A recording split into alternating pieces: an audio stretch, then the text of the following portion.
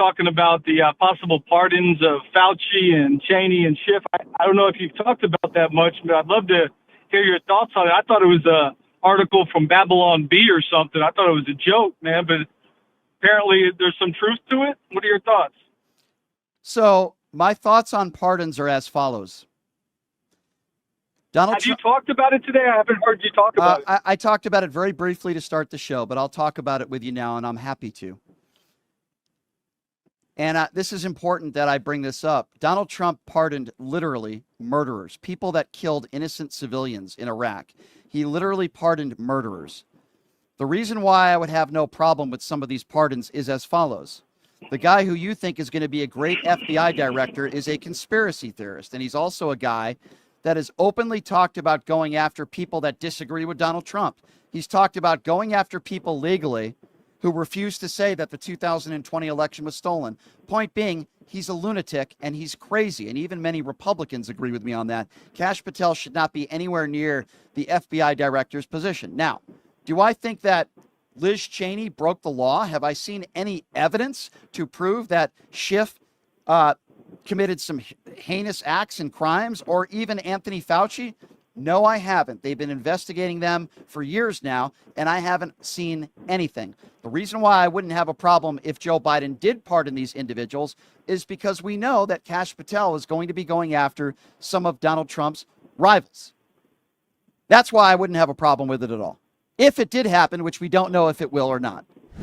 No, I'm just thinking the perception of a pardon for Fauci, I think would break the confidence a lot of people have in our healthcare professionals and experts. So you think you're going to give a guy a pardon for what? I mean, if he committed crimes, let's investigate him. But okay, well, he has been investigated, and they haven't come up with anything. But if your worry is about perception and healthcare, and the health of the well-being of people in this country, and you care about perception, you think the guy that says that vaccines are all bad and they cause all these diseases to children, which has been debunked, and the conspiracy theorist and Robert F. Kennedy Jr., that's actually not true. That's been completely debunked. There's no evidence that the COVID vaccines cause autism, and I'm not a conspiracy theorist, and I'm not going to entertain that stuff. But yet you care about perception, yet you have no problem with Robert F. Kennedy Jr. being the leader of our health in this country. You have no problem with that? I'm a big fan of RFK Jr., what he did against Monsanto. I think he's had a lot of good legislation. He has a lot of concerns that are valid concerns. I don't know if you look around. What legislation the average American is. What legislation are you talking about? I'm talking about the lawsuits as a lawyer, he did for environmental cleanups, and also Monsanto So now all of a sudden you like the Green Deal? Now all of a sudden, by the way, that's not legislation. He has never passed a bill. I didn't mean legislation. Okay. I'm talking about legal. So now you care about the Green New Deal. Now all of a sudden you care about the environment. I thought you didn't. You thought that AOC and all these people were crazy. Now all of a sudden you're all for the Green New Deal and environmental cleanup. I'm confused. Absolutely. I'm absolutely against the Green New Deal, but being against Monsanto and chemicals and cleaning up our food, that has nothing to do with the Green Deal. The Green Deal doesn't talk about taking on big ag. It doesn't talk about our food supplies. Gotcha. So let me ask you a question then. People like you criticized Michelle Obama, and I heard people like you that said, if I want to eat French fries all day and get fat and have a heart attack, I have the right to do that. People like you criticized Michelle Obama for giving children healthy lunches. But then when it's somebody that's appointed by Donald Trump, you want to tell, you think it's okay for Robert F. Kennedy Jr. to tell us what we can or can't eat. So when it's a Democrat in office, and when it's Michelle Obama, the first lady, who literally helped children eat healthier foods in schools, you never were willing to give her credit for that.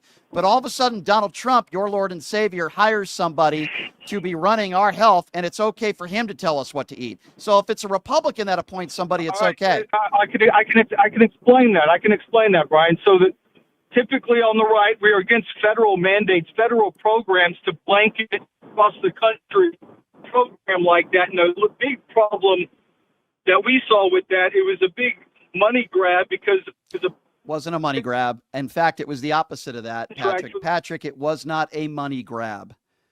In fact, it was cheaper.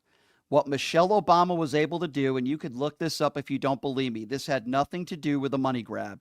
It had to do with giving children in schools healthier lunches. It had nothing to do with a money grab. I don't know why you're saying money grab. And the point I'm making still stands. People like you took issue with Michelle Obama. Oh, don't tell my kids what they can or can't eat. Don't tell me what I can or can't eat. If I want to be a fat you-know-what, like Donald Trump, and eat KFC all day, I have the right to do so. You had a problem with Michelle Obama. Had nothing to do with the money grab. But then when Robert F. Kennedy Jr. talks about bad food, and that's what he's talking about, nutrition and chemicals and foods, you're totally okay with it now.